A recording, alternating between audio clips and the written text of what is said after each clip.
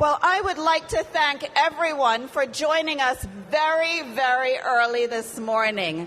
Like many of you, I rolled out of bed at about 5, and so I know that many of you have started a long day already, but we are appreciative that you're starting it with us. On behalf of the Broward Workshop, thank you for joining us at the 14th Annual State of the County Forum, our very first in 2 years. I'm Juliette Rolak, Chair of the Broward Workshop. Thank you. At this time, I would like to have everyone rise and welcome the Broward County Color Guard Gator Battalion representing Everglades High School in Miramar. They're led by Lieutenant Colonel Spielvogel.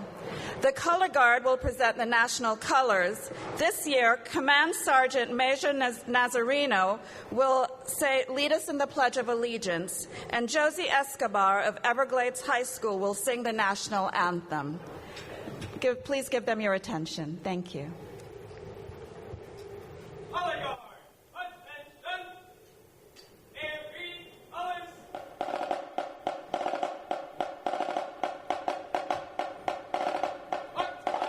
March. Color Guard. Left face. Colors salute.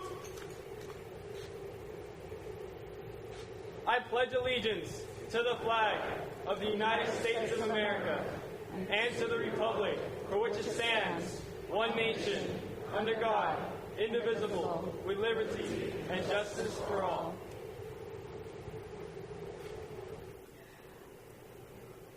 Oh, say, can you see by the dawn's early light what so proudly we hailed at the twilight's last gleaming, whose broad stripes and bright stars through the perilous fight o'er the ramparts we watched were so gallantly streaming, and the rockets' red glare, the bombs bursting in air, gave proof through the night that our flag was still there.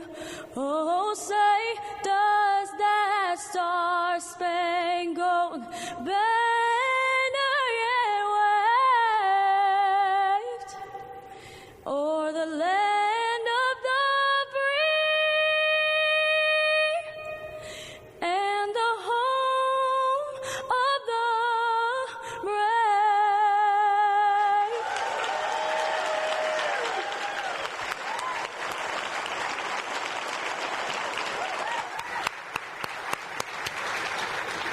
Thank you. Red colors. Right face.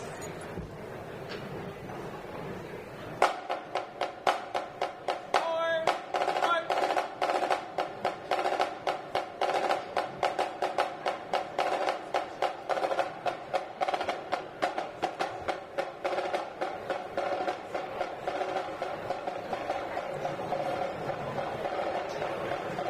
Well, thank you. I don't know about you, but I am so inspired with the great example of our youth and the composure Josie had. Thank you.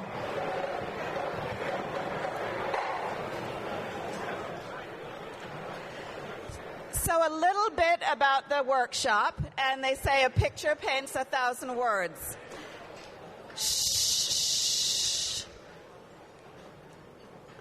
The Broward Workshop was established just over 40 years ago in 1981, and they say a picture paints 1,000 words, so we would like you to watch this brief video to get an inside view of our unique organization and membership. Video roll, please. The pandemic was a challenge to everyone. What the Broward Workshop did that was fantastic was we kept our pedal to the metal. We kept true to our goals, even in a situation where we couldn't meet in person. We didn't miss a beat. Every single meeting stayed on track. We just did it virtually. Relationships matter. And Broward Workshop was able to help improve our community, help provide wisdom to all the leaders who had to make decisions. The Broward Workshop is a group of like-minded individuals, the top decision makers of companies in Broward County. Men and women from all types of businesses, from every background. I love being part of the Broward Workshop. I'm a member of a lot of organizations, and I think without a doubt, this is the one that makes the biggest difference in just about everything. Every year, the workshop members look at all the goals collectively. The 5 top goals this year are transportation.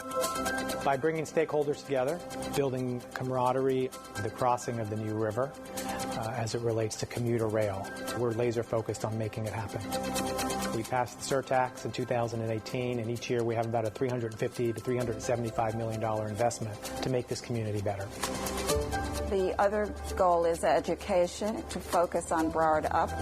Education Committee understood after some investigation, graduation outcome is directly tied to third grade reading metrics, and we sought to align ourselves with the initiatives and programs that supported that critical issue so we could better prepare our students for life after graduation. The Community Resilience Committee is focused on the sea level rise, the Central and South Florida study, and the Coral Reef study.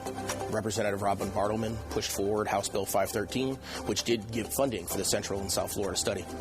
Without the Broward Workshop, I don't think it would have happened as quickly. The letters of support that we're able to gain from the business and local community are absolutely important in moving forward these initiatives. Technology Committee is also focused on building the Broward technology ecosystem.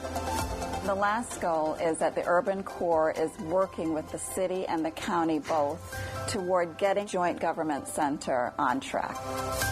Housing affordability is a key issue in Broward County. It's not just a quality of life issue, it is in fact a growing business advocacy issue. The question is, where are all of our service industry workers going to live? What the Broward Workshop brings to the table is access and the leverage of the relationships of its members. I've been a member of Broward Workshop 30 years, and I can say every year I think we've gotten better and better. This organization has an incredible staff, and it also has incredible leaders that are committed to the community. We're making real changes. We understand that if we lead and help the county move forward, that helps our businesses, it helps our employees, and it helps our community. No brainer. An organization like the Broward Workshop only remains relevant if its members are committed to making a difference in the community. And I have total confidence that they're willing to forge forward so that our community is better in the future than it is today.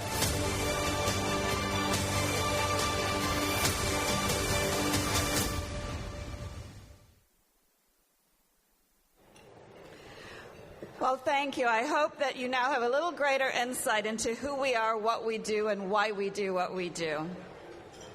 You know, the State of the County is our signature annual event.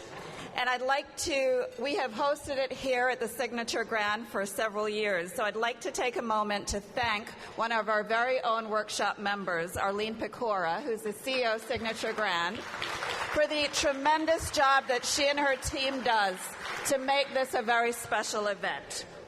And of course, we're always so delighted to have many of our local business community, nonprofit agency, and civic leaders join us. Of course, we have several dignitaries and elected officials here this morning, so much so that we have to recognize them by category. So I would like to do that. So when I do read your category, I'm going to ask that you do please stand to be recognized so the audience can see you. First, we will begin by state representatives and senators.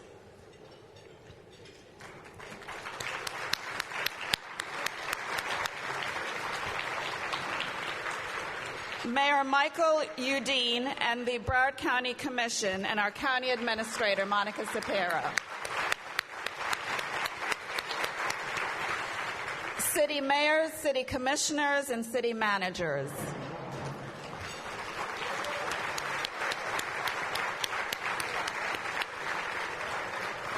Broward School Superintendent, Dr. Vicki Cartwright, school board members, and administrators.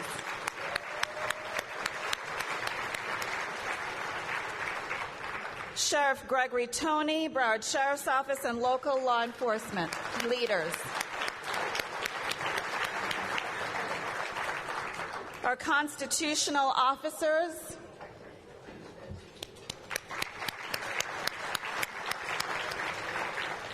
followed by agency directors and representatives for the Fort Lauderdale Airport, Port Everglades, Broward MPO, and Florida Department of Transportation.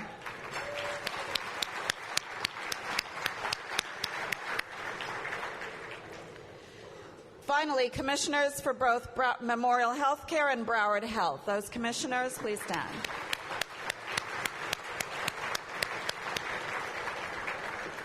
I want to close by thanking the men and women who have served and protected us, this great nation, on our behalf. Members of our U.S. Armed Forces and veterans. For all of them here, please acknowledge. Thank you.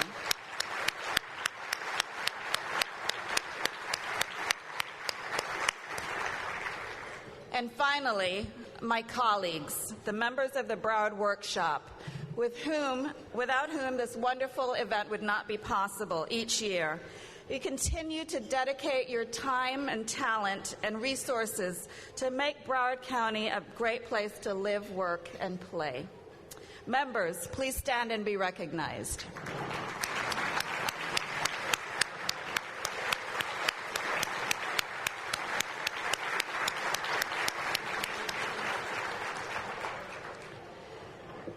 Thank you. There are over 800 people here this morning, a testimony of how strongly we all feel about the state of Broward County. And we appreciate you joining us as the workshop continues to explore ways to find solutions to critical issues that are just naturally a part of a diverse and growing community. Over the years, this forum has provided the workshop an opportunity to open a community dialogue and highlight key issues such as infrastructure needs. We have research on funded pension liabilities and post-retirement benefit costs of our 31 municipalities. We have highlighted and supported the need for improved educational standards and accountability for our children. And along the way, we have also heard a few political speeches. Now, without further delay, let's get started. It is my pleasure to introduce our first speaker of the morning, the Mayor of Broward County, the Honorable Michael Udine. I have had the good fortune of knowing the mayor for several years. Mayor Udine was elected to serve as a Broward County Commissioner in 2016 and was named mayor last November. He's an attorney by trade, but public service was not new to him. He formerly served for more than a decade as the mayor and city commissioner of Parkland, Florida. As a Parkland resident, his experience with the infamous Marjory Stoneman Douglas school shooting changed him. And using his knowledge, expertise, and influence, he pushed through and finalized the completion of Broward's new state-of-the-art 911 emergency communication system. Text to 911 was launched, and an active shooter training is now mandatory for county employees serving the public. His ability to bring about change to serve the public was recently earned him the United Way of Broward County's Game Changer Award. He joins us today to bring us up to date on the state of the county. Mayor Udine, welcome. Thank you, Juliet. Thank you so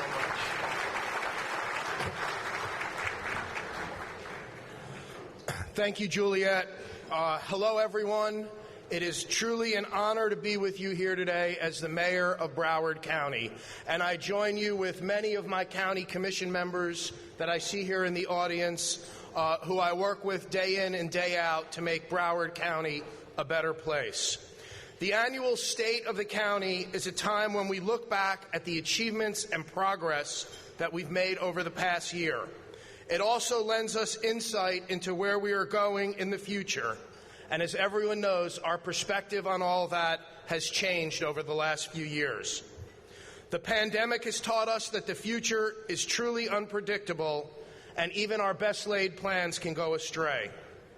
There's no question that 2020 and 2021 were a challenge for county, city, governments, state governments, businesses, medical and healthcare organizations, and most importantly, the 2 million Broward County residents that we serve.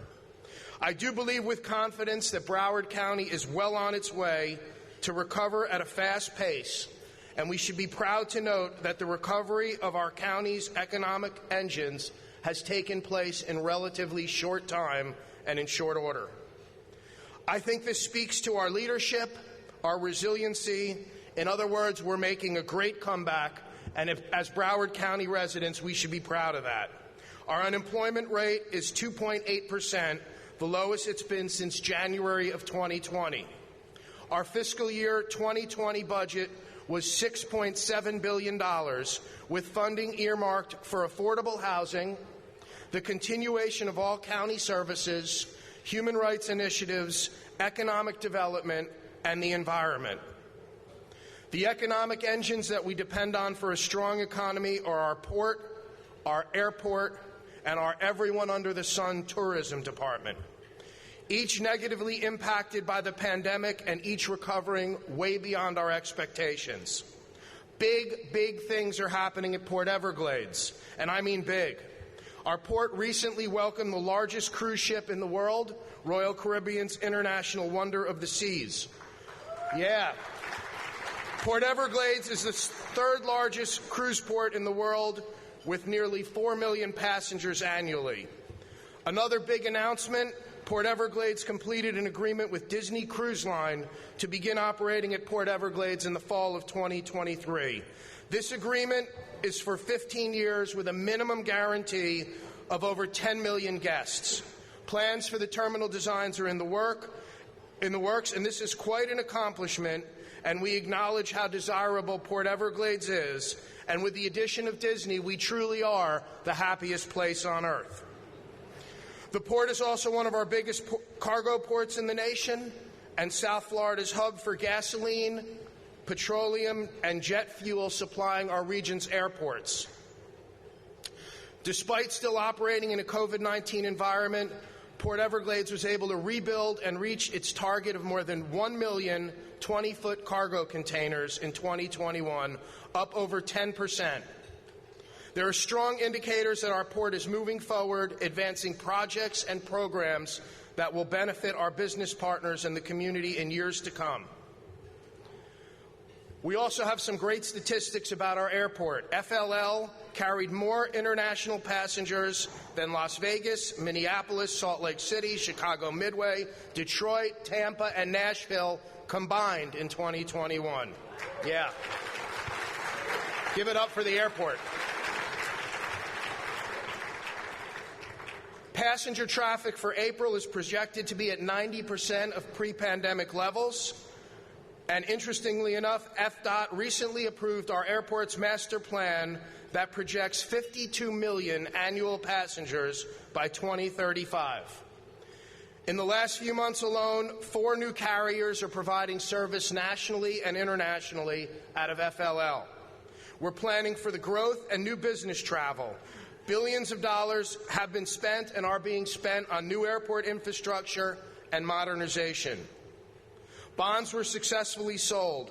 Just last month, we sold bonds to complete both the expansion of the convention center and the new convention center hotel, which will escalate our convention center business and put us in the big leagues for tourism and convention in Broward County. Yeah. Great job by our Visit Lauderdale team. And because Florida remained largely open during the pandemic, tourism is strong. In 2021, a record $99 million in tourist development taxes were collected. Investor interest in Broward County as a tourism destination is strong. 10 new hotels opened in 2021, adding more than 1,200 new rooms, and 7 more hotels will open this year. Technological advancements have changed the way we do things now, and I believe that will escalate into our future. The opening of the Alan B. Levan NSU Center for Innovation is a big win for Broward County. Yeah, give it up for that. The center serves as a tech hub for Broward County and South Florida. Broward County Commissioners approved $6.7 million in matching funds from NSU for the Innovation Center. And at the official opening last week, I was pleased to hear Alan Levan say and comment that it will be his best investment that he ever made. I believe him, and I'm a big fan and frequent visitor to the Innovation Center, and this center holds promise to connect virtually to countries worldwide and opens a brand new venue that will attract global and national technology companies. It's my belief that South Florida is well on its way to being the next Silicon Valley. Our tech gateway is alive and strong. Yeah. County construction and capital improvements continue at a fast pace. In addition to the completion of the Lauderhill Transit Center, the top floor of the new Broward County Courthouse is up and running for large, high-profile trials and special events and was appropriately named after Chief Judge Jack Tudor. Our economic and small business development team has reached an average of 55% of CBE small business participation on county contracts, meaning half the small businesses who become certified through the county are currently working on county projects. Those are dollars that stay in this community and are recycled throughout Broward County. Yeah. The Broward County Commission created a film commission this year, and we are offering film and television incentives, which has the promise to bring new revenue into our county and South Florida region. As we reach success in the film industry, there might just be a new Hollywood, and it'll be located right here in Broward County, not in California. We've come a long way, and we were all impacted by COVID. It's been a challenge to our physical and professional well-being. And while we have made great progress that I've spoken about, we still have work to do. Affordable housing is a top priority that the community and commission needs to come together to solve. The cost of living in South Florida has risen sharply, and personal income has not. This will negatively affect our labor force and increase homelessness. So I hope that the business community and the government can continue to work together to solve these important social issues. I want to thank the Broward County Workshop for allowing me to speak and bring these good wishes from the county. And I want to end on a positive note. I want to give a big shout out to the Florida Panthers, our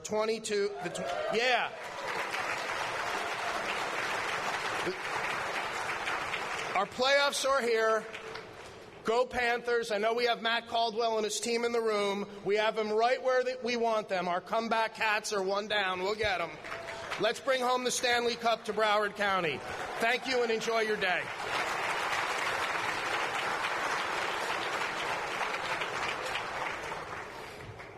Thank you for bringing us all the good news that the county is accomplishing. Our economic engines, the airport and seaport, have certainly accomplished several major milestones of late, so that was really great to hear.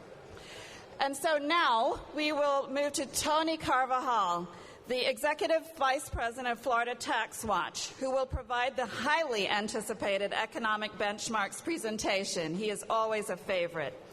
Tony serves as the Executive Vice President for Florida Tax Watch, an independent, nonpartisan public policy think tank, and has more than 30 years of experience in strategic planning, nonprofit management, and business leadership. He has helped many organizations across the country design and implement plans to address both opportunities and disruptions. He was previously the Executive Vice President Futurist at the Florida Chamber, and while there, he served as the principal architect for the Florida 2030 Plan and the 6 Pillars. Please join me in welcoming Tony.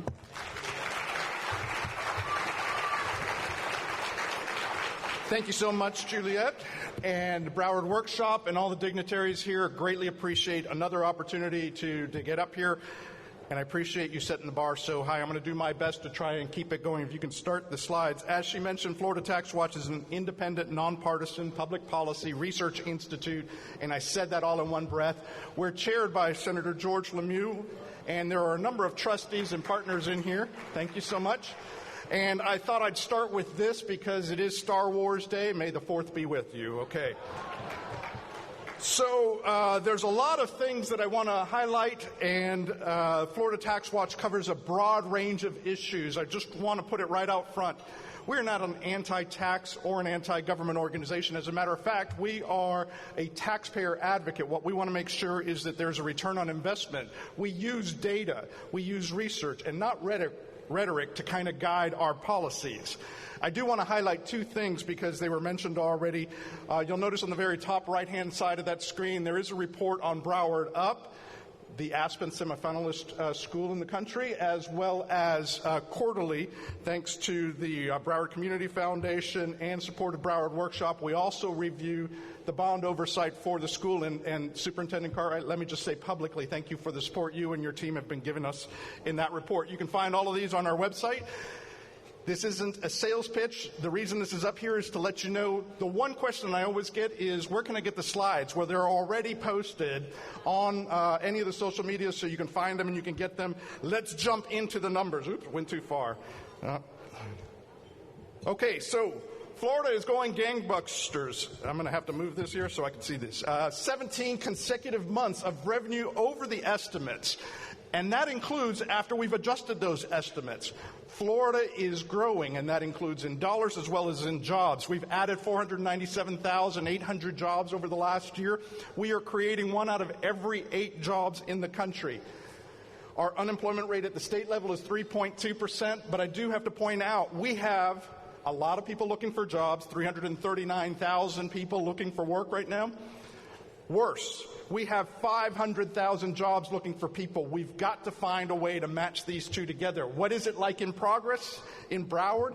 Well, Broward is growing as well. We've added 26,500 plus jobs over the last year. The unemployment rate is at what I will call an unsustainable rate, and I'll come back to that in a second, 2.8%. There are 28,000 plus people looking for work and 49,000 jobs that are still trying to find folks. 1 out of every 19 jobs that's created in Florida is created right here in the backyard. I do want to point out, we have not reached the pre-pandemic level, but we're pretty darn close. In February of 2020, the job count in Broward metro region was 874,000. We're just shy of that, so we're coming back to that benchmark shortly. I leave this slide up here because I want to point out, you see that line that goes right across? That kind of shows the number of jobs that we lost when the pandemic came around. We lost almost 10 years worth of jobs. And that sounds dire, except that here's the positive side. We are almost back to that in about 2 years, which means we have gained about 10 years worth of jobs in that time. There's a lot of very positive things to be looking forward to. This chart goes all the way back to 2000. One of the things that I wanted to highlight was that there are 200,000 some jobs that have been created since the turn of the century, which is now a very scary thing to say, but, whatever. What jobs have been created? Well, we've gained across almost all the sectors. You're going to see leisure and hospitality, professional business services, trade, near the top in terms of in number growth. I do want to highlight, though, that there is one sector that is losing jobs. Thankfully, it's not very important, education and health. Oh my gosh, we got to turn this around. It is absolutely amazing Shane Strum looks as good as he does when he wakes up each morning and sees these numbers, right, Shane? The progress is widespread, and it is actually better in many cases than the rest of the state. This chart may be a little hard to read. What it lists is all the sectors across the state and the country, and you're going to see the blue lines are actually the U.S. When it's below the line, that means that it's been losing jobs. You'll notice that leisure and hospitality lost jobs across the country, 9%. The green line is the state of Florida. There are jobs that are increasing: manufacturing, construction, information, trade and utilities, financial and professional and business services. And you're going to see that Florida is outdoing the rest of the country. This, by the way, is a feature on one of the webinars that we had recently at Florida Tax Watch. It's available online.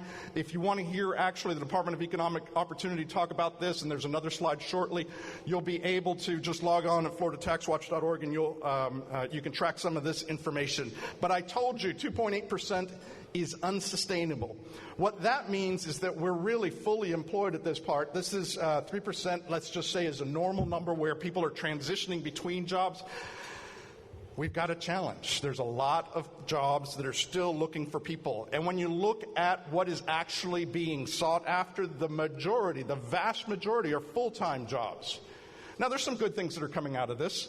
Wages are actually increasing, up 6%, actually, since the pandemic. What I will say, though, it's happening very, very quickly, and it is faster than the rest of the country. Wages in Florida are growing faster than anywhere else. The list of what is currently open is shocking, but we're going to talk about what's projected into the future in just a moment. I mentioned that there was another slide that's part of the webinar. This is actually the interesting part. If you want to listen how Department of Economic Opportunity discusses it, what it shows is two lines, and those two lines are the one that is green on the top, those folks in Florida between the ages of 16 to 24, and the bottom line is 55 and up. And it's tracking who dropped out of the workforce beginning around the pandemic side. Well, the youngest population was the last in and the first out, and you'll see that that drop was really, really big, but you'll see that it is now above the mean line. So we are actually gaining jobs and gaining employment across the youngest parts of our state. However, you'll notice that that blue line has barely crossed the mean line. And there's a reason for that. This population is not only slower to come back into job, but they were slower to leave. There's something about mortgages and family commitments that keeps people employed, as those of us who are managers love mortgages, right? This is a fantastic thing. Okay, but we're going to come to start realizing that this population is going to continue to stay under the line for some reason. And most of that is because we've had enough. It's time to start doing something else. So what are the projections growing into the future for Broward? Mayor, you did a fantastic job setting it in context. When you look at this, yes, nurse practitioners are right at the top, but baggage, food prep, avionics, aircraft, concierge, all of these are the fastest growing. Before I leave this slide, I want you to look at the right-hand side of this, the numbers in the hundreds, okay? These are jobs that between here and 2029 are projected to grow in this region. Just remember the hundreds, except that this one number that's in thousands. So if you've got a skillet and you want to work, there is absolutely a job for you in this community. There is no doubt for me. I've been invited back a few different times. Sooner or later, I'm going to get it right. Corrine, thank you. I'll keep trying as long as you keep inviting me. But I want to reflect on the projections, because the projections to 2029, the mayor put it in context. But when I compare to the last time I was here and spoke about the projections to 2025, you're going to see a radical difference between the two lists. On the left-hand side, which was the projections through 2025, there's a lot of healthcare, there's a lot of technology jobs, and that was a big focus. Because of the way the community has changed, you're going to see on the right-hand side that it is a lot of still healthcare, but a lot of the service to support the growth that this community is coming up with. That's not a bad thing. There's no judgment in that statement. I just wanted to highlight the two differences of those lists. It does point out, though, that the majority of jobs into the future are actually going to be jobs that don't require a formal education past high school to some degree. But don't let that stop you at the moment. I've got something more to say about that. Broward community is one of the most educated in the state. There are more bachelor's degrees and advanced degrees, college of some sort, associates, than most places in Florida. So when I look at the growth in the number of jobs that are coming in non-degree sectors, which is fantastic still, but then I compare it to the population, I do have to worry, except that I'm not here to make you worry about this per se. There's some other things that I want to get you a little agitated about. Because when you look at it, remember that list, and I said notice the right-hand side in the hundreds? Well, when you look at the number of jobs with that are going to be developed with associate's degrees, including those in management and in healthcare, or when you look at those in the bachelor's degrees, which are largely data analysts or accountants and auditors, these are not in the hundreds, these are in the thousands. So that last list, that projection list, was ranked by the percentage of change. there are still high-quality jobs across the whole sector, including advanced degrees for advanced healthcare and lawyers. Now, I'm not sure if anybody thinks that we need tons more lawyers, but here we go. This is what we've got to deal with. So, and by the way, I didn't mean that about you. So what does the labor force actually look like? Now, these are the people that are actually in the Broward labor force. You're going to see a normal curve. If I were going to compare this across communities, the only difference that I would highlight is it's just a little bit older, but not much. One of the lines would normally be in the 30 range in other communities across the state. But that's all right, given that I'm in the big heavy bar. Actually, I'm past the heavy bars. Oh, darn, that's a bad thing.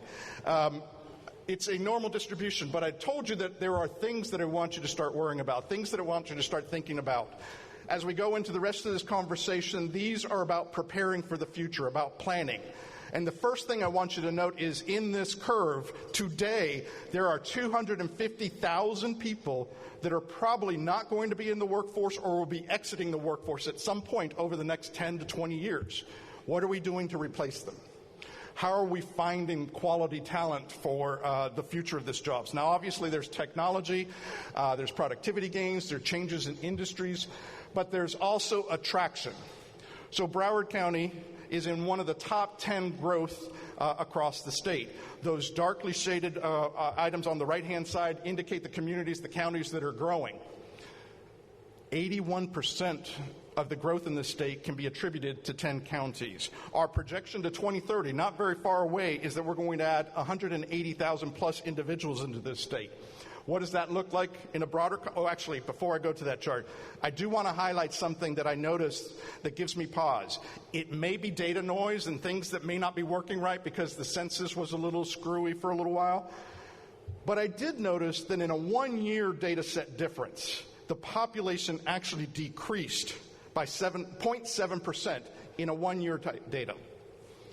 I'm not sure what's going on here, who you're chasing out or anything like that, but it is a question that we've got to be wondering and following this. Because as we look into future progressions, replacement of those jobs, those 250,000 and the future growth is about population growth. Now, some of you may say, look, we can slow it down. There's a lot of things that come good and bad with this. But I want to highlight, these are the projections out to 2070. So 50 years, I know it's a very long time.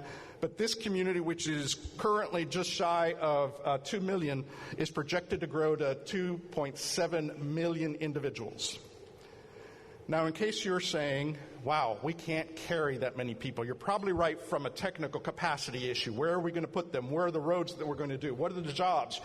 How is it that we're going to support all these individuals?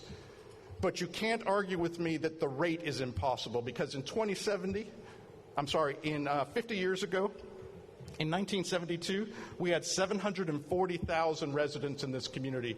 So we grew by 1.2 million people in the last 50 years. It's possible that we'll grow, and the critical questions that have to be answered is, what are the resources that are going to be needed? How do we protect what we've got? How does that distribution work across the communities? There's another way to think about population change and things that are going on, and I like including this one because it's not just about number of noses, it's about the actual income migration that's going on. Where is it that Florida is gaining jobs from? Obviously the Northeast and the central communities. Where is it that we're losing to is in the southern belt. But in Broward County, you'll see where we have gained wealth, which is largely from the Northeast as well as Miami-Dade, and we're losing into surrounding communities. Quick nod to my friend Ron Drew and the Greater Fort Lauderdale Alliance. I stole this from you. I will just go ahead and say that. Thank you so much. And Broward.org has tons of information that you should go and check out.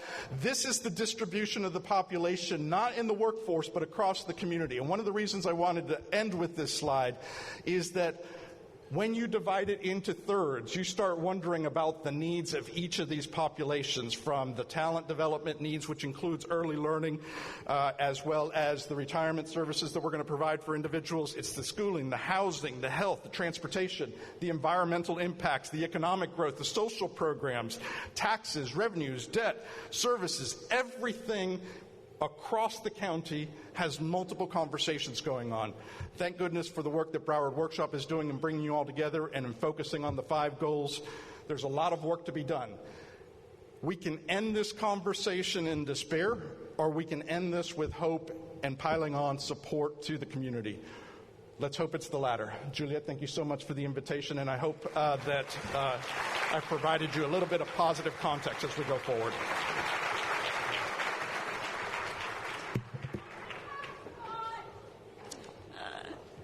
Some Tat Swatch fans out there. I love it. So it's always one of my favorites. Tony, I don't know how he delivers it, but we are all very clear on the opportunities and challenges that face our wonderful county. You know, after hearing both Tony and the mayor, I couldn't be prouder to be a Broward County resident and also, of course, a member of this workshop. Our members are so dedicated to making a difference in our community and dedicate their time to the betterment of our county.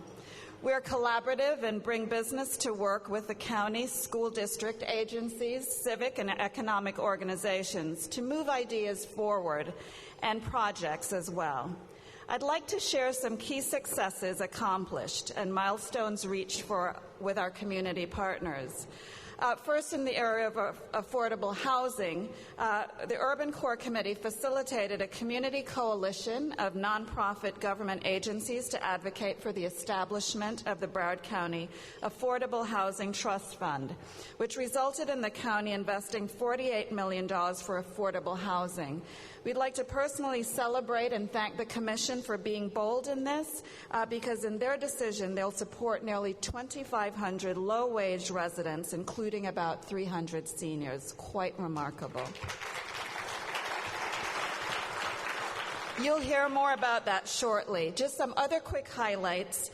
The Race, Equity, and Social Justice Committee engaged our members and supported Broward Up, a Broward College initiative, which members donated computers and funded workforce training to over 300 local residents and placed several of those into jobs as well. Our Tourism Committee we're one of the founders of the Broward County Tourism Coalition and advocated for Visit Florida reauthorization and annual funding. We're proud to say that in collaboration with that organization, we state allocated $50 million funding and reauthorized Visit Florida till 2028. Thank you. So I will share some other highlights later, but I did want to now bring up one of our very own members to share with you what we are doing in the area of affordable housing. Our work is focused on positively impacting the quality of life and economic development in our community. Walter Duke, the chair of the Broward Workshop's Affordable Housing Subcommittee, will talk about housing affordability in Broward County. Walter is the president and sole shareholder of Walter Duke & Partners, a comprehensive commercial appraisal valuation company that provides critical analysis and information relating to commercial real estate valuation to corporate, government, and private clients nationwide, ranging from startups to Fortune 500 companies. The company enjoys a national reputation as a leading provider of boatyard and marina appraisal services to the marine industry. Without further ado, thank you, Walter.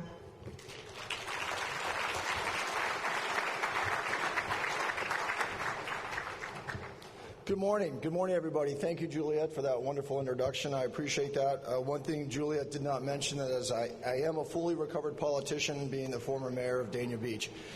Glad to be here. As Juliet mentioned, I do chair the Affordable Housing Subcommittee for the Broward Workshop, and the affordable housing issue has been important to the workshop for a number of years now. But over the last 18 months, this issue has bubbled up to be a top issue with the Broward Workshop and, of course, the county. You heard Mayor Udine mention one of the headwinds we have here in Broward County is where are our workers going to live? We've all heard stories about the price of homes and the rents increasing, and so we're going to talk a little bit about that today. We're going to educate you with a report from our committee about what is going on in Broward County with regard to the housing affordability crisis. So the picture that you see on the screen is a community in Broward County called Pinnacle at Tarpon River. Pinnacle at Tarpon River is a typical contemporary affordable housing community. It's 10 stories. It's about 120 units. It is located in an area of downtown Fort Lauderdale that is adjacent to a neighborhood that has homes that are in excess of $20 million. And this community peacefully coexists and is a good neighbor and is a good economic contributor to the local economy. This project, something like this these days, would probably cost close to $350,000 a unit to construct. So these are not cheap places. And the reason I bring this up is because I think when you mention affordable housing to a lot of people, you conjure up an unintentional bias toward affordable housing. You think of slums or projects or communities that are dangerous to the neighborhood, and that's just not the case. That is just not true at all. That's a misconception. So I want to make that important that everybody knows that the current contemporary affordable housing communities in this county are beautiful, safe, clean, and not cheap to build. Another thing that I think we're all sort of inherently aware of, but I want to make everybody aware of what we're dealing with. It's literally a perfect storm of negative conditions for a housing affordability crisis. And you look at the bullets on the screen, you can see them for yourself. But the one thing I would like to point out is if you look at the bottom bullet, key industry is getting priced out. Tony just mentioned it, the mayor mentioned it. You know, we are a service-based industry. 54% of our workforce is in the service industry. And so for us as a local economy, as we seek long-term economic sustainability, it's really important that we figure out where are our workers going to live, where are our service workers going to live. And so right now we have a lot of headwinds.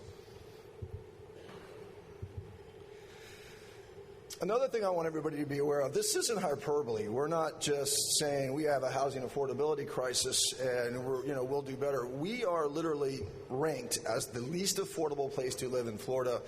We are routinely ranked among the least affordable places to live in the country. And when you think about a country with 331 million people, we are last in that category. That's not a good place to be. I mean, I'm very competitive. Everyone in this room, you guys are the people that get things done in this county, and I appreciate you, and I love you. You are my people. But nobody wants to be last in anything. And so certainly we don't want to be last, or no one is being last as a county that takes care of those that need housing the most.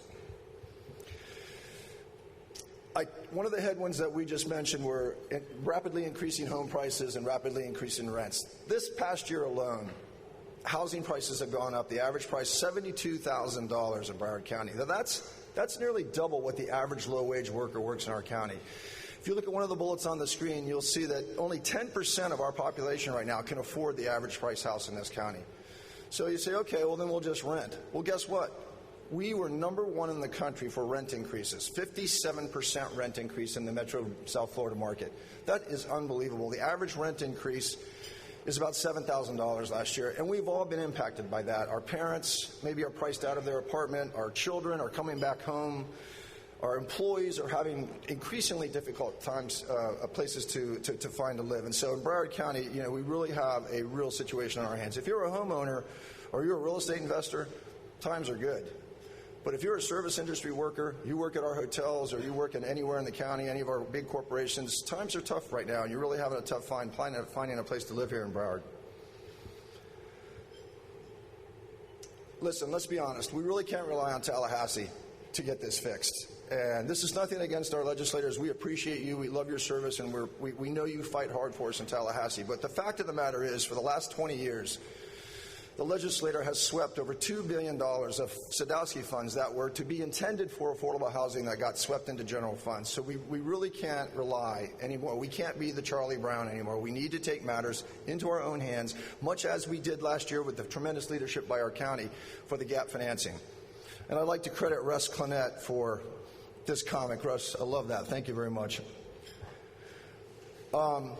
Miami-Dade, and Tony's aware of this. Tony will tell you, Russ, you got some love from the fans. How about that?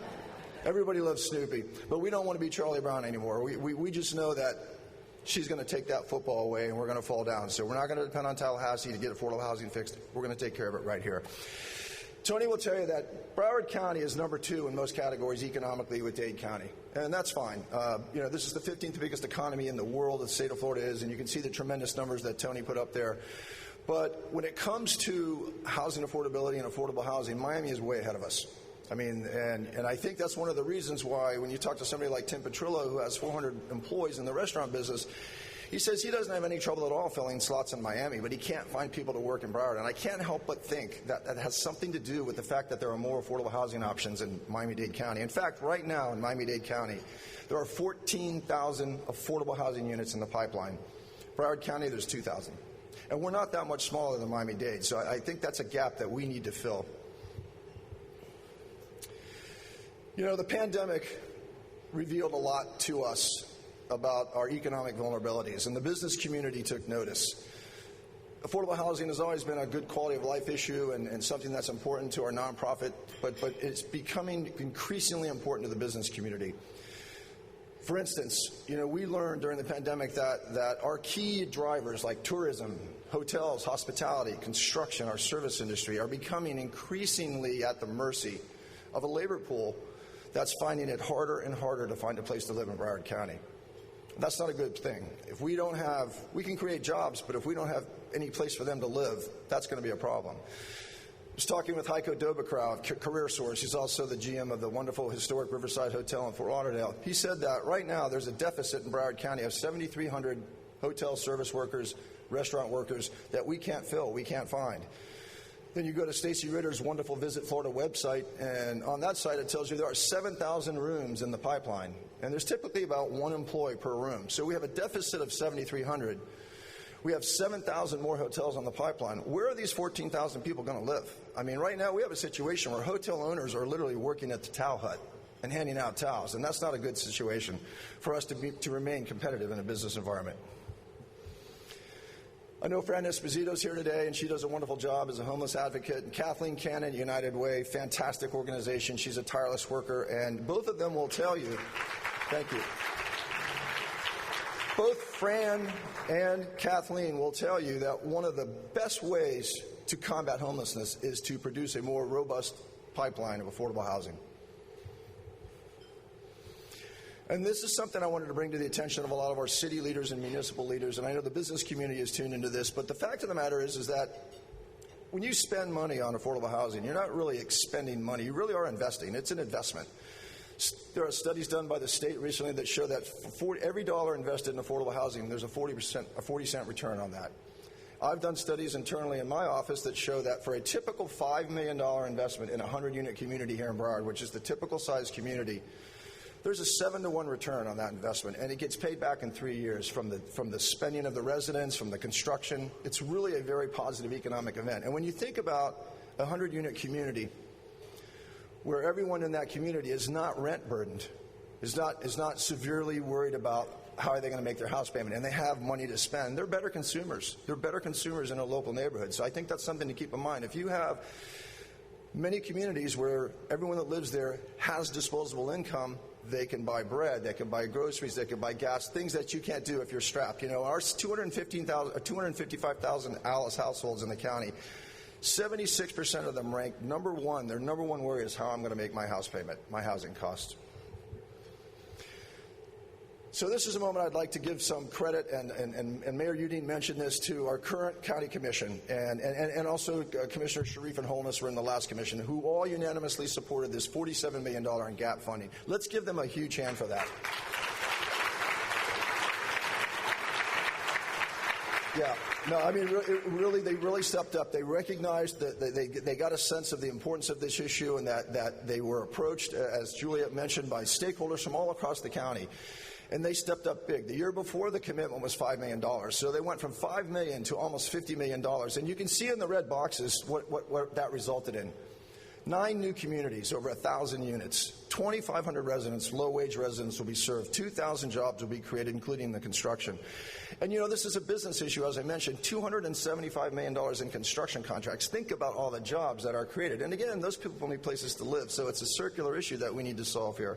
But I do really want to thank the County Commission. I know they're all over this, all of them that I talk to and work with, and Monica Sapira and her staff, and Ralph Stone, the County Housing Finance Director. Fantastic people. Our infrastructure is good. Our staffing is good. We just need funding.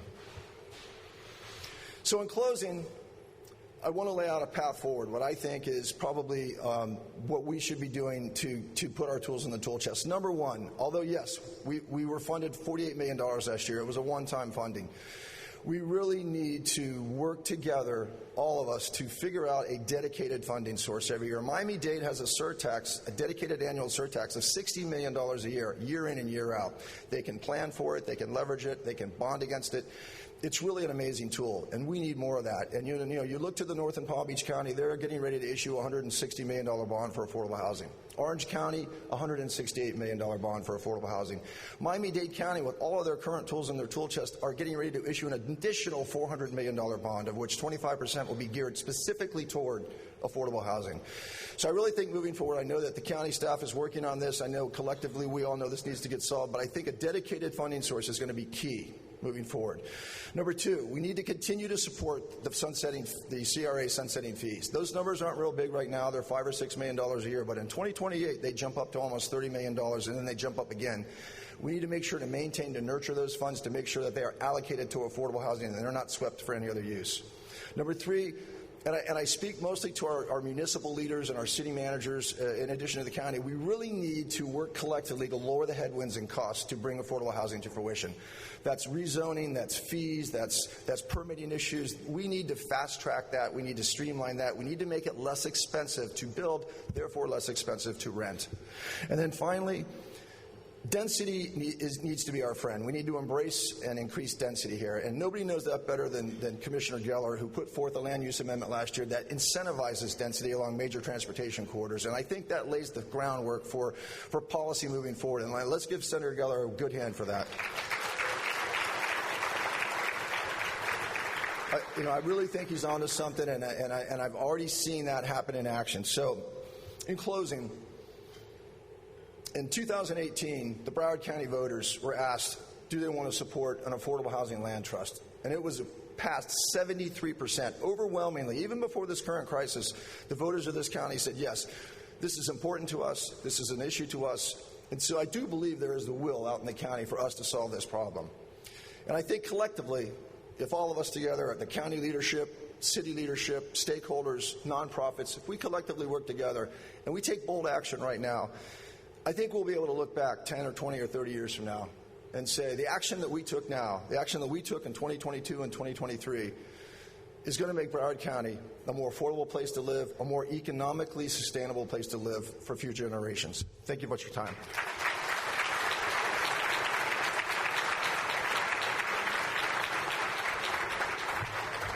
His passion is so evident. Thank you so much, Walter, for leading the workshop's efforts in affordable housing.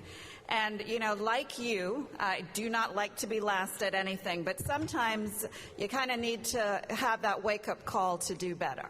And I think we are on that track. So now, for our keynote on a very hot and relevant topic, when Tony Carvajal gave his presentation, he referenced many generational trends that are already making an impact in workforce. So this is very, very timely. We will learn how analyzing generational trends will prepare employers to shape the next era of future workplaces and workspaces, business culture, and corporate social responsibility.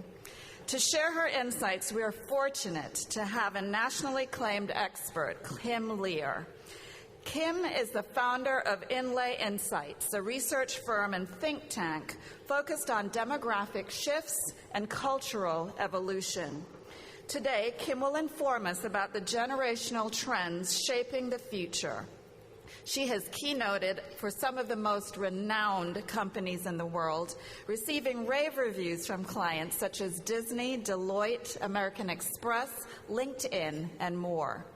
Her work has been featured on National Public Radio as well as in national publications such as the Wall Street Journal, the Huffington Post, USA Today, Time Magazine, and more. So we're fortunate to have her. She immediately, you can start coming up, Kim. She immediately recognized the far-reaching impacts of the national pandemic, and since March 2020, she and her team conducted 2 very significant research projects exploring the future of work in uncertain times. The first project provided insight into quarantine, work from home, and the new normal, and the second focused on the Great Resignation and attempts to uncover why people left their jobs, where they went, and what, if anything, could have enticed them to stay? I think we're all wondering that. So I hope you're as excited as I am. Please help me welcome Kim Lear.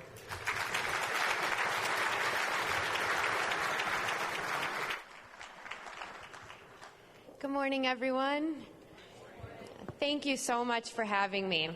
It really is an honor. I started working in Florida about 12 years ago, and some of the greatest leaders that I've had the privilege to work with have come from this state. So it's wonderful to be here with you. So we are going to be diving into the generational trends that are shaping the future. And I do like to get started on the ground level just to look at who the generations are. And I do like to get a little temperature gauge for who I've got in the room just as we move forward. So I'll show the breakdown, and if you want to bump yourself down a generation or whatever you guys want to do, that's totally fine. We have our baby boomers born between 1946 and 1964, a big group of about 80 million. And where are the baby boomers? Okay, wonderful, great. Good. Sometimes the boomers are like on the chairs cheering for themselves. And then Gen X, 1965 to 1979. So, wow. Look at that Gen X pride. I love it. Usually skeptical Gen Xers don't believe anything I say until I talk about you or your children, so we'll get there. And then millennials born between 1980 and 1995, a big group of about 82 million. I think one of my favorite things that is happening recently is some of my clients still think millennials are like 12, and I'm like, we're 40 and live in the suburbs and drive minivans. And then Gen Z, roughly 96 to 2010-ish. Great. Okay, good. Those dates will probably change a little bit. Does anyone feel like they have one foot in one generation and one foot in another? Oh, look at that. All right. So in the original sociology textbook on this topic, there is a chapter dedicated to you, and it's called Cuspers. Essentially what research found is that people who sit in between two demographics, they may feel like they're not part of this generational conversation, but in reality you play an important role in communicating. You can understand both perspectives, see both sides. You may find that in your family or in the workplace you're doing a lot of translating, a lot of mediating. So you are generationally bilingual. You can add that to your LinkedIn profile and make way more money. It's super lucrative. The other thing to know about these dates is that this is just a starting place. As you can imagine, it's not like anyone goes to sleep on December 31st of one year and someone wakes up January 1st of another year and is a different species. What we're actually looking at here, the academic backbone of generational theory, is looking at events and conditions from our formative years. And our formative years are roughly our teenage years. It's during this time in brain development where we're coming to terms with the world around us. So what's happening in the world at that time, it has a lasting impact on how we view things like sacrifice, risk, work ethic, social justice, politics. We all remember being teenagers. Some of you may be currently raising teenagers. And if that's the case, I'm genuinely sorry. But it's this period of brain development where teenage angst comes from. So perhaps your whole life your parents tell you to think a certain way, act a certain way, vote a certain way. You reach a stage, you decide you're going to do it your own way. And it's that period of brain development that we study how these shared experiences result in behavioral patterns and consumer trends. And generational theory is rooted in sociology, not psychology. But both schools of thought are equally important, especially for leaders. Psychology is looking at who you are as an individual, your unique brain, your relationship to your parents, the way you practice religion. Sociology, we're looking at broader macro trends, demographic shifts, and evolving cultural norms. We're trying to understand why we can do something today and it's totally acceptable, but if we did it 20 years ago, it would have been wildly taboo. So just know that as we go through this, we're not trying to capture the story of one person. We're trying to capture how the mood changes, how the ethos of an era evolves, and what that means for our communities, for the workplace, and for what is expected from leaders. So with that, I am going to go into the baby boomers, and I allocated a little bit more time for millennials and Gen Z just because I know that there's some questions there. But we'll start here with the baby boomers. Many years ago, my undergrad research was exclusively on this group. And one of the reasons for my interest in baby boomers is that if you study generations from thousands of years ago, one thing that you find is it's rare for any generation to actually see the fruits of their labor. So typically what happens is you work hard to create change, and then you die, and hopefully your children get to experience that change. And that sounded less morbid in my head, but it's like the cycle of change. But boomers grew up. There was 80 million. It was the largest generation in American history. We had the bull market of the 60s behind you. And the world was saying, if anyone's going to change things and challenge the status quo, it's you and it's now. And I'm going to just give you an example of how this area of study is conducted. And I'll give a baby boomer example here. One thing my team and I will do when we are conducting research focus groups is we'll separate the focus groups by generation, and into each group we'll bring an institution or an ideology and ask that generation to talk to us about their first memory. So I'll use NASA as an example. If I go into a baby boomer focus group and I say, talk to me about your first memory of NASA, what do you think most baby boomers say? Landing on the moon. And even now, I ask them what that moment meant, and for many of them, their eyes still get wide. This moment of incredible national pride, winning the space race, being taught that if you have the right technology, if you work hard enough, the sky's the limit, anything is possible. It was moments like that that helped fuel this optimistic and idealistic youth culture of the 1960s and early 1970s. If I walk next door to the Gen X focus group and I ask Gen Xers, what is your first memory of NASA? What do most Gen Xers say? The Challenger. And you remember that exactly. There was a teacher on that shuttle. You watched it in school. You never forget. And Gen Xers will tell me if we could have trusted anyone, we could have trusted the geniuses at NASA, and we were let down. It was a moment of disappointment. Just a side note, by the way, there are good things about being a Gen Xer. We just haven't talked about any of them yet. But we definitely will. But we look for these moments of generational juxtaposition to help us understand how a new generation could come up and see the world a little bit differently. And so, but for boomers, there was more of that optimism and idealism. And that booming post-war economy really can't be underestimated in its lasting impacts on baby boomers. By 1961, the median man between 25 and 29 years old was making about 400% more than his father made at that same age. And even though boomers were very young, it was that economic engine that brought them into adolescence. And so even now, when we look at the generation most likely to believe in the American bootstrapping narrative, it is baby boomers, partly because it's a very personal story. I bring that up because as we look at the other generations, understanding how that economic backdrop that you grow up with can shape some of your views moving forward. The last thing here I want to mention with baby boomers is their life stage. And Tony had mentioned this before as well, is that, in America, we've got about 10,000 baby boomers turning 65 every day.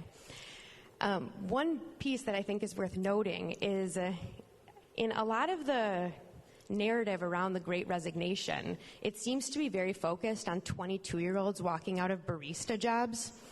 But I think it's important to know that almost half of the people who have participated in the Great Resignation are over the age of 55 and have no intention of ever rejoining the workforce. And that section of our workforce was absolutely critical because that's what was compensating for very low immigration and a cliff-diving birth rate. And so a lot of my clients are like, where is everyone? Why aren't people working? They don't exist. I mean, there's also just a huge demographic shift that we are looking at right now in terms of how many workers are actually available. Now that I've depressed you, I'll give you a good thing here. But one thing that has been interesting in watching as baby boomers have approached this life stage is how they have transformed what it means to age in America. In an era of longevity, what it means to grow older has really transformed. And this young at heart, this optimistic generation has created this real young at heart spirit. And many years ago, The Atlantic magazine, they were taking a series of photographs looking at what will the world look like as baby boomers age, and this was one of the photos.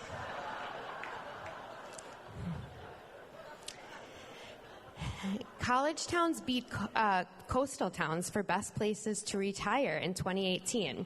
And so the new report will come out this year.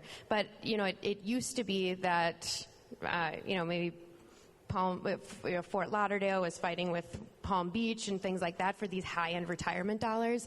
And now we're seeing a lot of movement in places like Raleigh-Durham, Austin, Texas, Madison, Wisconsin.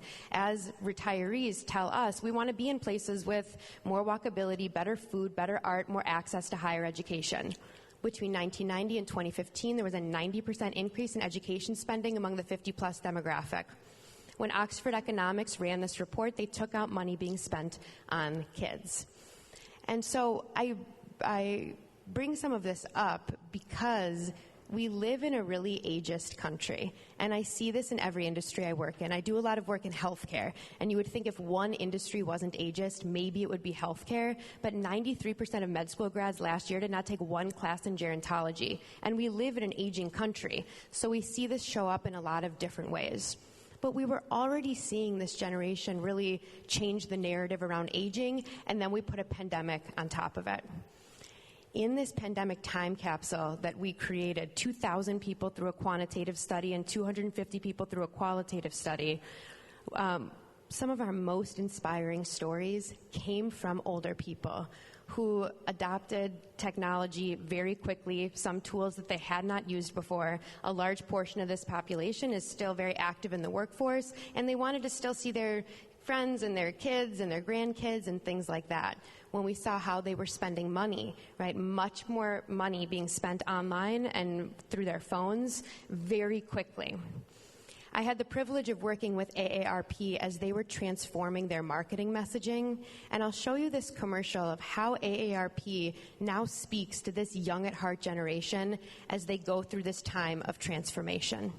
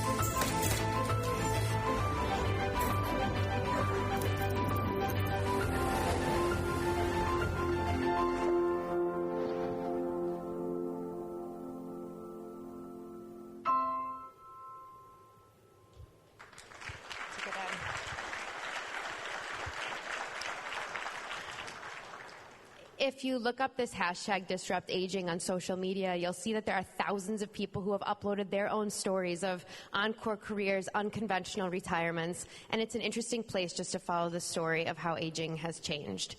In terms of what this means for leaders, one is with this Great Resignation, when we have spoken with people who decided to retire earlier than they had planned, one of the main reasons that they give us is they were bored.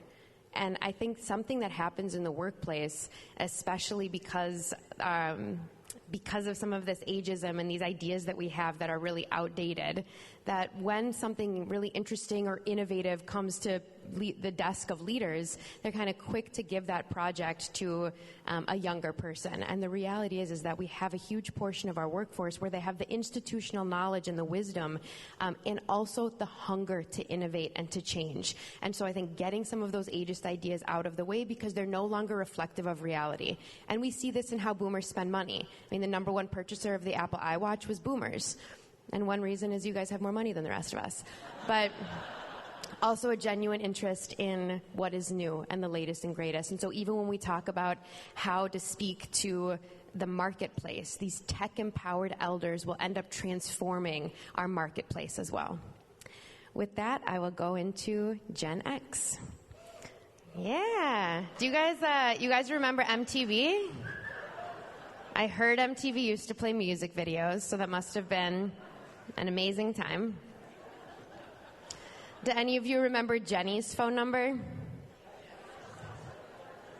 Yeah, locked in. That number's locked in. So the biggest event and condition that I look at with Gen X is the emergence of 24-hour media. And MTV is an important part of that youth culture of Gen X, but more impactful, 1980, Ted Turner put CNN on the air. And this was the start of the 24-hour news cycle. So these institutions that were built by traditionalists, improved upon by baby boomers, they were all being called into question in front of your 12-year-old eyes in your living room. This was WorldCom, Enron, organized religion, sports, politics. During the formative years of Gen X, you remember one president saying, "I'm not a crook," and another president saying, like, other stuff. And there was just no truth to any of that. And Gen Xers became really skeptical. By the time the average Gen Xer was 20 years old, you had watched 23,000 hours of television. And you couldn't binge watch anything. You couldn't fast forward through commercials. So during your formative years, you were being sold to constantly. And advertising then doesn't have the same regulation as it does today. So this was like the Wild West of advertising. Does anyone remember the ab roller? It was supposed to give you a smoking hot body, but it was recalled and it broke your back. It was stuff like that. To this day, when we measure the brand loyalty of Gen X, we find an unforgiving segment. If you lie to them, if you cross them one time, it's hard to bring them back into the fold. And it wasn't just these institutions being called into question on television. There was also the institution of marriage being called into question on the home front. And during the Gen X birth years, the U.S. divorce rate doubled. So you've got a generation of kids who come home to empty homes. Either both parents are working or parents are divorced. So Gen Xers let themselves off the school bus, let themselves in the door, put their own food in the microwave, did their own homework, organized their own time. One of the trends that we still see with Gen X is this streak of fierce independence. Even today, when I ask Gen Xers how they want to work, they'll say things like, "Tell me what you want, where you want it, when you want it, how you want it. I'm going to go away, and hopefully you're about to go away, and then we can get it done." And 20 years ago, when millennials came pouring into the workplace, typically a more collaborative generation, we were chasing down our Gen X managers. Like, I thought we were going to work in a treehouse and write on a whiteboard, and Gen Xers were like, "Get away from me." So we had some of that tension that has since been alleviated. But the skepticism is really the main piece that I'll talk about because it has the biggest impact on communication trends that we see today. And I will share with you an advertisement that came out. It played during the Super Bowl in the early 1990s. And to me, this does the best job of really capturing the zeitgeist of that era. It's from Monster.com, and this is how Monster spoke this skeptical Gen X language to a group of kids about to go to work.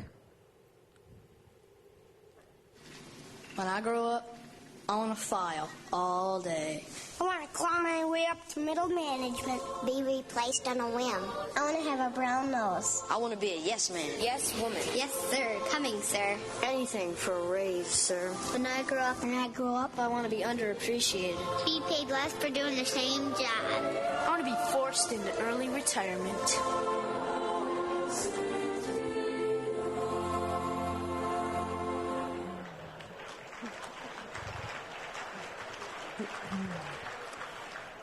You don't really know whether to laugh or cry after that one. It's like an emotionally confusing commercial. You will notice this now because I'm pointing it out to you, but you saw how different those tones were between that AARP commercial and this Monster commercial. And that more optimistic, idealistic communication is typically what is used when a company is going after baby boomer pockets. And this like weird, dark humor is usually what is used for Gen X. So some of the trends that we see here, and I want to be really clear on this, these are trends, not traits. I'm not saying that everyone born between this date and this date is this. We're looking at observable behavior and longitudinal studies. And so this is when we started to see a lot more marketplace skepticism, which is easy to measure. Independent entrepreneurial, this is the most entrepreneurial generation. 55% of startup founders fall into the Gen X category. And you think about that, it makes sense. You've got a generation of kids who don't really trust the system, and they taught themselves how to work outside of it. Gen X parents are the group most likely to homeschool their children for non-religious purposes. So again, we see some of that skepticism and then some of that independent spirit. So the skepticism I will talk about because it's had a big impact on communication. A more skeptical environment has created this honest, direct, unfiltered style of communication. I lovingly say that Gen Xers seem to have a very sensitive BS-o-meter. And I remember my first time coming head-to-head with this style of communication. It was very early on in my career. It was on day 12. And I had done my undergrad and my master's all around sociology and social theory. And I sort of felt like on day 12, I pretty much got it. And I should start to implement change because that was appropriate. So I got a meeting on the books with David Stillman, who was my then boss, my now mentor. And it was David's original research that got me interested in this area of study in the first place. And I just idolize him. And he could be the poster child for Gen X. Direct, honest, unfiltered. And I didn't really know that going into this meeting. So for reasons I still can't understand, I thought this meeting was going to go really well. I thought he was going to be like, wow, you're so smart, and I'm so smart for hiring you, and I'm going to mentor you, and we're going to hit the ground running. So it was really realistic. I get into this meeting with David, and I don't get 2 seconds into my first idea before he stops me and says, what kind of research do we need in order to get this done? Is this domestic? Is this international? Can we run it in-house? Do we have to meet up with an outside market research firm? What void is this filling in the marketplace? What kind of clients do we go after with this? And I'm physically getting smaller as he's asking me these questions. And the meeting ends when David says something like, I wouldn't call these ideas. These are more just words you know that you've put together. It was so brutal. And I ran back to my office right before I burst into tears, and who did I call? My mom. I'm 22. I call my mom. And my mom, who's sort of a classic baby boomer, she was like, well, maybe David's stupid and you're smart. And I'm like, no, Mom, that's not what happened. But it was in that very brief interaction with David where I learned something critical about what I am responsible for when I'm communicating with him. And I need to be able to anticipate and prepare for his skepticism. And even to this day, David vets a lot of my material. And if I go and present him with something, I need to proactively write down the 10 questions that he might have, and I better have research-backed, fleshed-out answers to those questions. And if there's something I don't know, I have to feel comfortable saying, I don't know, I'm going to find out, I'm going to get back to you.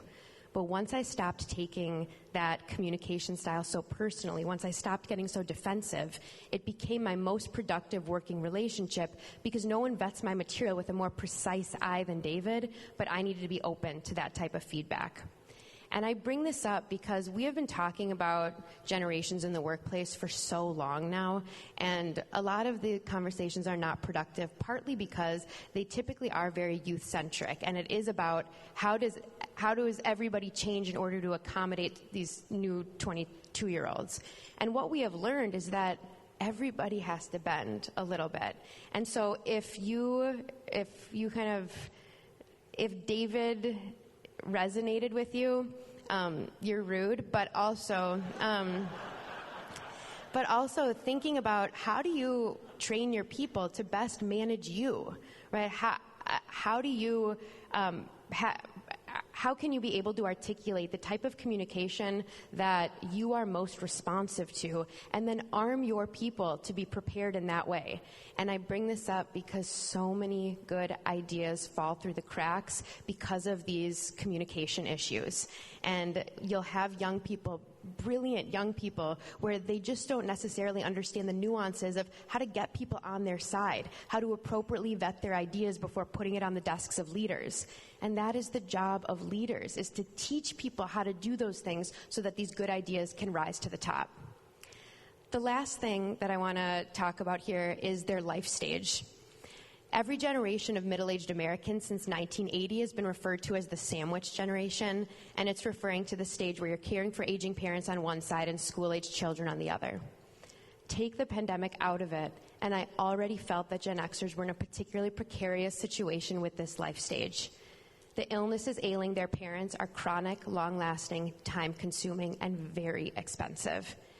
On the other side, this is the first generation of parents to navigate the teenage years with social media.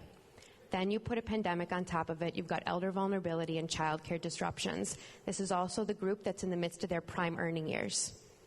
In these interviews during the pandemic, it was this group where the responses were the most emotional. You have a lot of people right now who are trying to figure out, how can I be a good leader to my people, a good child to my parents, and a good parent to my children? I would say for leaders to really understand that the best gift that you can give someone in this life stage is the gift of their time back. Looking at the schedule, being unrelenting in your edits. It's been 2 decades now where we've been telling jokes about meetings that could have been emails. And if there is something really great that happened during this pandemic, is it really did allow people to look at the way we've been working and try to figure out, are we being respectful with people's time? How can we make these moments of meaning really matter in better ways, and these meaningless moments go away? So with that, I will go into, oh, good. I'm glad. With that, I will go into the millennials. You guys remember Napster? Remember when they told us we could no longer steal music? And we were like, how dare you? The biggest events and conditions that I look at with millennials fall into one of 2 categories. One has to do with technology, and the other has to do with how violence was experienced. So the first with technology, the experience with social media between millennials and Gen Z is one of the biggest differentiators between these 2 generations. Millennials were there at the dawn of social media. These platforms were ad-free and adult-free. The technology was too new and we were too young to know that we were for sale. And so we didn't grow up with language around data privacy or the attention economy. And because of this, these platforms really served as a haven for youth culture. This was a golden era for creators of color who could sidestep traditional gatekeepers in order to build their own audiences. It was actually a very optimistic and idealistic time for this type of technology. 2011 kicked off with the Arab Spring and ended with Occupy Wall Street. And what we can learn from that is that it was this era of experimentation where young people were trying to figure out, what do we do with this megaphone? What is its power and how is it best leveraged? And these are questions that are now inherited by Gen Z. The other area that we look at is how violence was experienced. And every generation has had more than their fair share of violence. With the millennials, we look at the beginnings of the desks next to us. And this is, of course, 9/11, it's Virginia Tech, it's Oklahoma City, it's Columbine. There are a lot of studies done to try to understand how this interaction with violence at a young age impacts the psyche of youth. But one area that sometimes we forget about is how this impacted our school system. After Columbine, there was an influx of public money that went into schools for things like guidance counselors. And these guidance counselors were trained in trauma. They weren't there to get you out of biology. And you think about that from a generational perspective, where I'll ask my dad, Dad, if you were bullied in school, did you talk to your guidance counselor? And my dad is like, what is a guidance counselor? What you would call bullying, I think I called Tuesday, so kind of a different trend. But you think about the implications of 82 million young people coming through a school system that has fundamentally changed, that adults are there to work with you, not against you, that telling you to speak up, that your voice matters. And that ethos funneled outside of the school system. It wasn't just teachers and coaches. It was priests and rabbis and coaches and mentors, but no one was doing this more than our baby boomer parents. Baby boomer parents and millennial children have a notoriously close relationship. And one of the reasons for this closeness is this backdrop of violence creating a cultural moment where parents felt like they needed to hold their kids a little bit closer. Another reason for this closeness is a lot of baby boomers wanted to have relationships with their children that they typically did not have with their own parents. I'm curious from the boomers in this room if you wouldn't mind just shouting out some of the things that you could not talk to your parents about. It's either sex in unison or no one says anything because you still can't talk about it. You're like, don't say anything. If I ask you to reflect on your relationship with your children, would you say that those are more open, that there's more things able to discuss? So back in 2009, when a large portion of millennials were in the midst of their formative years, Google Chrome released a campaign that shows this close parent-child relationship and the role that technology plays. This is sort of an emotional commercial, so sometimes I hesitate to show it, but I think it does a good job of kind of capturing this moment in time.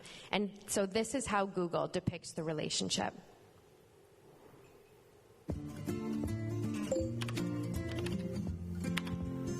No, I'm fine. Can we do this again tomorrow? Anytime. I miss having my own room. What do you think? That's a little better. A little better? Yeah. This is my boyfriend, Jamie. I don't feel at home here. I feel homesick.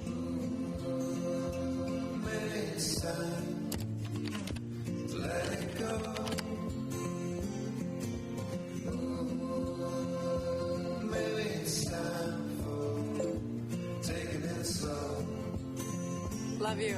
Alright, don't stay up too late, okay? Hi, alligator. See you later, alligator. In a wild crocodile. In a wild crocodile. I remember that.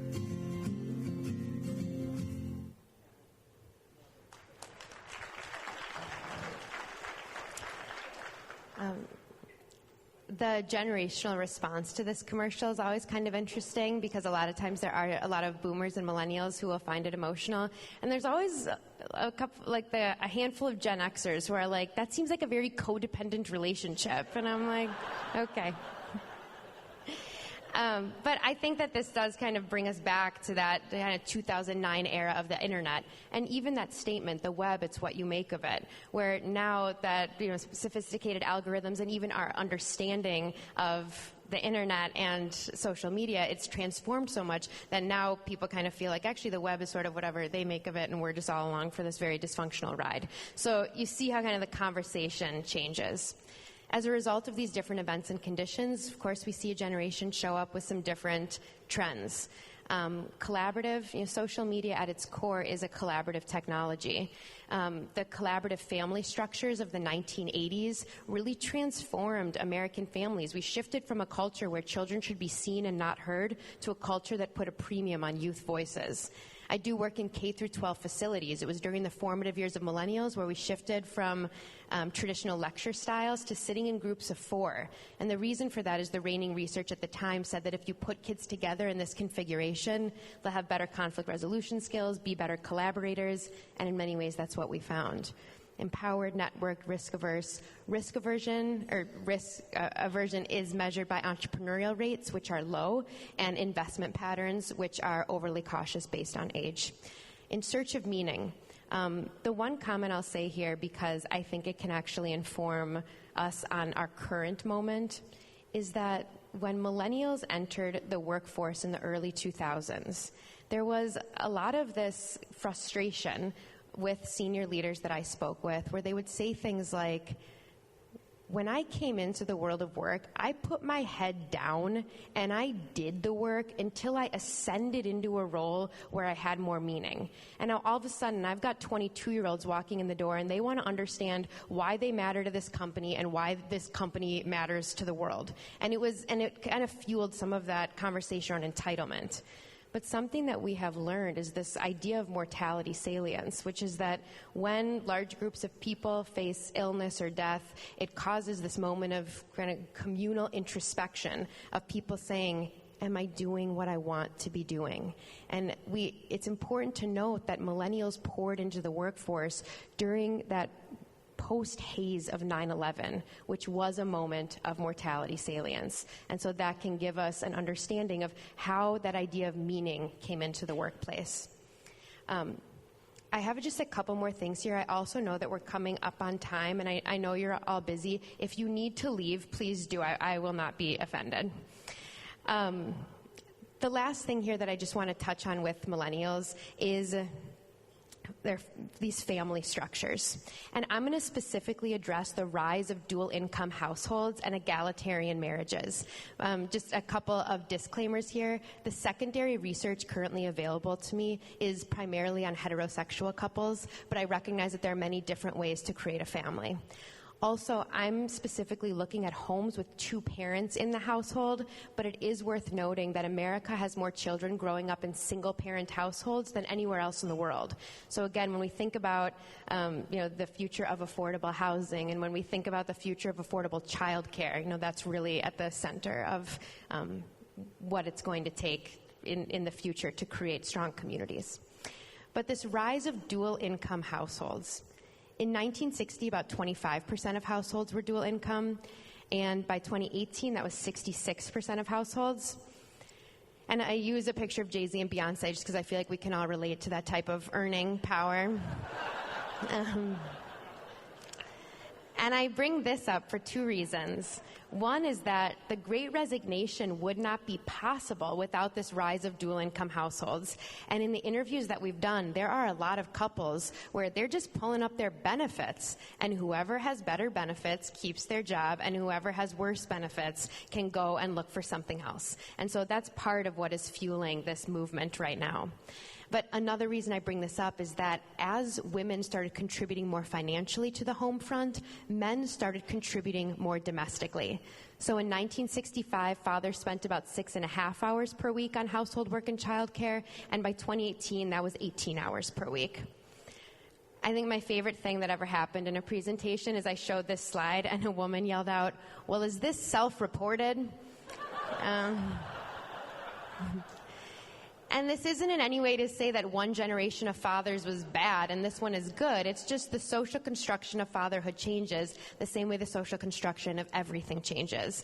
And it's just, what is expected has evolved. I'll use my dad the last time I'll use my dad as an example, but he's a great dad. We're very close. But I distinctly remember when he came to the pediatrician with my mom and me, I was like 6, and I was convinced I was dying because why was my dad at the pediatrician? I was just so unusual.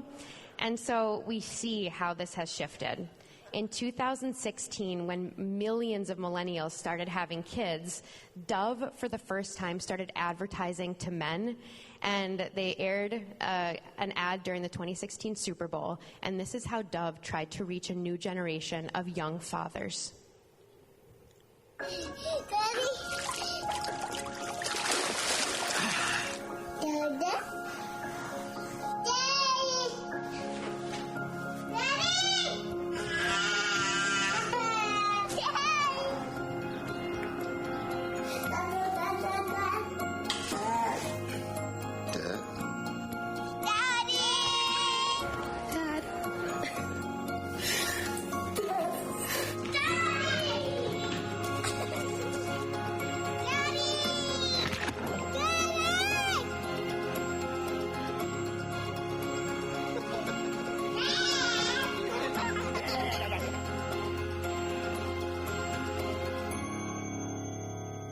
Dove meant... Sorry. I do try to cut it off before the hard Dove sell at the end. I don't secretly work for Dove. In terms of what this means, these workplace conversations around flexibility and work-life balance, these issues used to be able to be put into this box labeled women's issues and really pushed into the corner. The reason that this is at the forefront of workplace conversations today isn't only because of the pandemic and because of what tech has enabled us to do, it's also because now men care. And this has really transformed this next era of work as families really try to decide what is possible for us, what is it that we want, and this reevaluation of the stories that they have inherited about families. So with that, I'm going to end here with Gen Z, and we'll go over a few trends. I work with 42 college campuses, and that's primarily where I run these focus groups. And in the focus groups, I say, 50 years from now, a historian is going to write about this time. They're going to write about the events and conditions shaping your generation. What do you think they'll write about? And I hear things like the Trump-Clinton campaigns. I hear about Trump's presidency, global climate change, the Unite the Right March, the Women's March, social media, specifically TikTok and Snapchat, George Floyd and the Black Lives Matter movement, the pandemic, of course, school shootings, obviously Parkland and Newtown being the ones that they most discuss.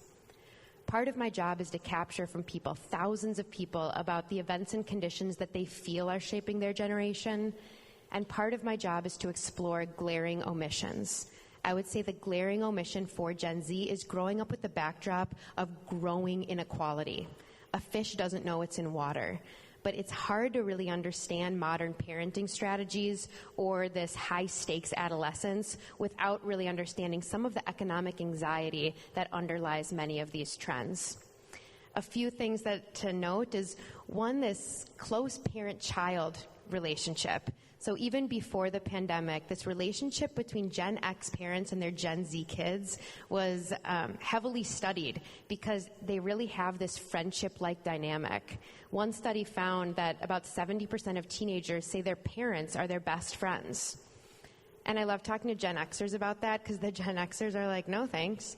But there's a lot of theories as to why this is happening. One of those theories is that between traditionalist parents and their baby boomer children, there was a cultural revolution.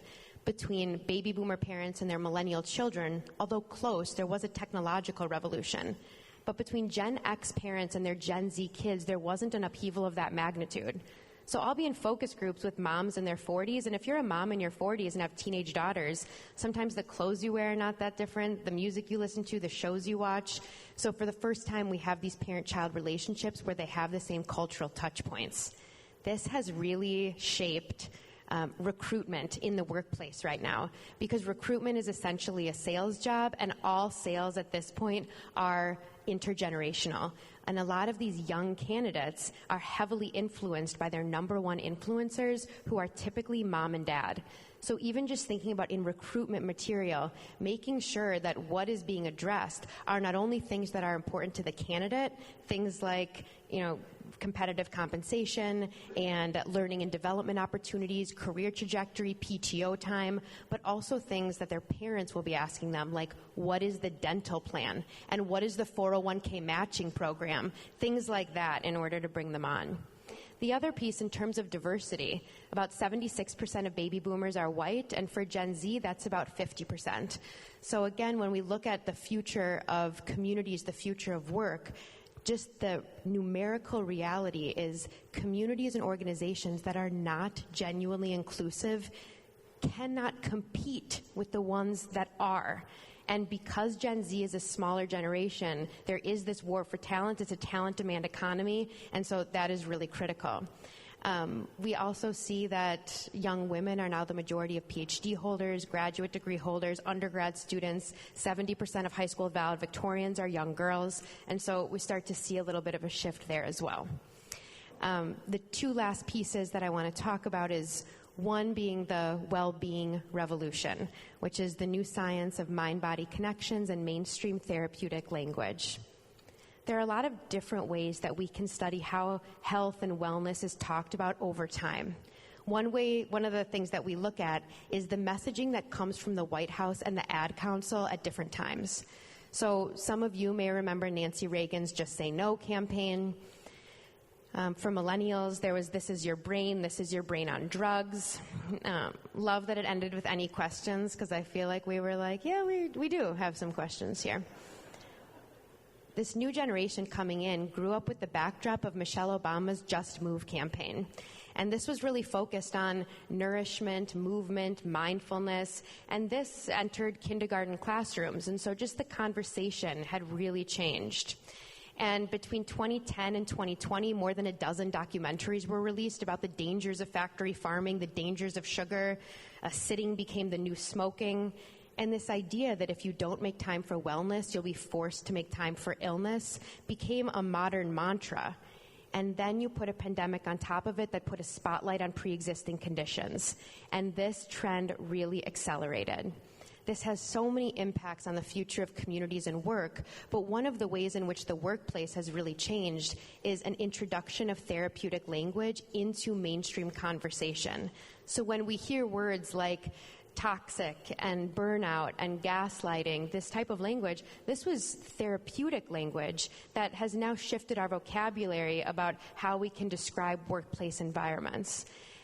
Now, this we can kind of talk about all day, but I'll wrap it up with this, which is I believe that the fundamental question at the root of the well-being revolution is this question that workers are asking themselves of what am I willing to sacrifice for my job? And every generation is allowed to come in and reevaluate the stories they inherit about their society. And that reevaluation is happening right now, and we have to look at it objectively, right? About 50% of baby boomers are divorced. About 2/3 of them have one or more chronic illnesses. And so it's okay for a new generation to come in and say, all right, do I want to sacrifice my relationships and my health in the name of my work? And if not, what are the other options? And so this can give us some insight into conversations today around work ethic and sacrifice. And the last piece here is around optimization. We are currently exiting our obsession with convenience and replacing it with an obsession with optimization. And just to clarify those meanings, convenience is about involving little trouble or effort, where to make something optimal is to make it as effective, perfect, or useful as possible. And I'll give you an example here. And we can just ignore Peloton's recent stock price. But a stationary at-home bike, obviously super convenient, involves little trouble or effort, it's at your house. The reason that a brand like Peloton was able to be so disruptive in an already crowded market is because they weren't selling convenience, they were selling optimization. They track data about your speed and your strength. They send push notifications to your phone and your watch, not just to help you exercise, but to actually help you advance. And this type of optimized technology, it's permeated culture overall, but it is Gen Z that has grown up with this backdrop of tech that has enabled them to optimize everything from their sleep and their workouts to their nourishment to even their intellect. And this has really transformed some of those baseline expectations about what the world should really look like. And this has transformed our understanding of other trends. When we think about this trend of personalization, we used to think that personalization came from this snowflake effect, that people think they're so special and so unique and they would like their marketplace decisions to reflect back to them their own uniqueness. And earlier this year, I was doing a project for a big vitamins company, and I was interviewing the leaders, and I was asking, what are the big trends that are shaping vitamin sales? And one of the things that kept coming up is they were saying things like, this new generation, they all think they're so special and so unique, they would never just take a trusted multivitamin off the shelf. They want like their own special packets of special vitamins for their own snowflake-like bodies. And I reflected on these conversations because I'm a vitamin taker and I've never purchased an off-the-shelf multivitamin. And it's not because I think I'm some unique snowflake of wonder. It's because I got a blood draw, and then you can see where your deficiencies are, and then you can just take the things that are more optimal for your body. And so this is how optimization has just transformed some of our expectations in this search to make things more effective and more perfect and more useful. The last takeaway that I'll give on the workplace is something that has become very clear, is that when I ask people who did have the opportunity to work from home at all during the pandemic, when I ask, what did you like best about it? The answers are almost always tied to the ability to optimize their own time. They can throw laundry in between meetings, they can do a quick workout, they can go for a quick walk, they can organize their calendar where they can go downstairs and have lunch with their kids. And so our tolerance for a suboptimal use of time is at an all-time low. And the things in the workplace that were sort of annoying in 2019 are driving us absolutely crazy in 2022. And so I would just say that as we think about the future of the workplace, there is this opportunity to look at our processes, our procedures, our norms, and look objectively as we can, without holding on to sacred cows, to figure out where could this be more effective, more perfect, more useful? What could be optimized here? And on the other side, it is a perfect moment for intergenerational mentorship so that the younger generation can also learn about the importance of some of those quote-unquote suboptimal moments as well, where we have that white space in order to do culture building and innovation. And I know we don't have time for questions, and so if anyone does have any questions at all, please feel free to reach out to me. To Corrine and her team, I will make sure that a summary of the presentation is sent over. It will be available to all of you with recommended reading and takeaways. If there's one thing that you take away from today, I hope it's that it's not about right or wrong or better or worse. Every generation comes into our communities and they bring something different and something special, something that moves us forward. And it's up to visionary leaders today to see that and to leverage that. Thank you so much for having me.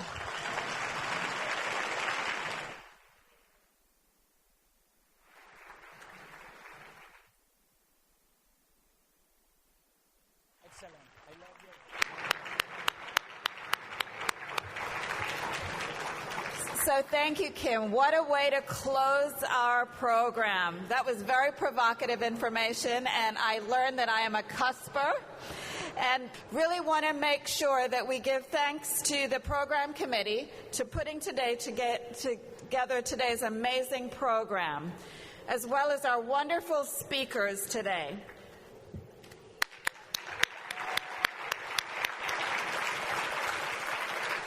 And I always have to pause because I continue to be amazed at our remarkable, creative, and capable staff of 3, Corrine Boutros, and our executive team, Kaynell and Martha, for making this event a success every year. So today there was a lot of information shared, and I'd like to say let's take this as a call for action. All the challenges we've heard of that are confronting Broward County, I really challenge all of us to stand up and do something, get involved, and help us all together make this county the best in the world. It already is on track for that. Thank you. Have a great rest of your day.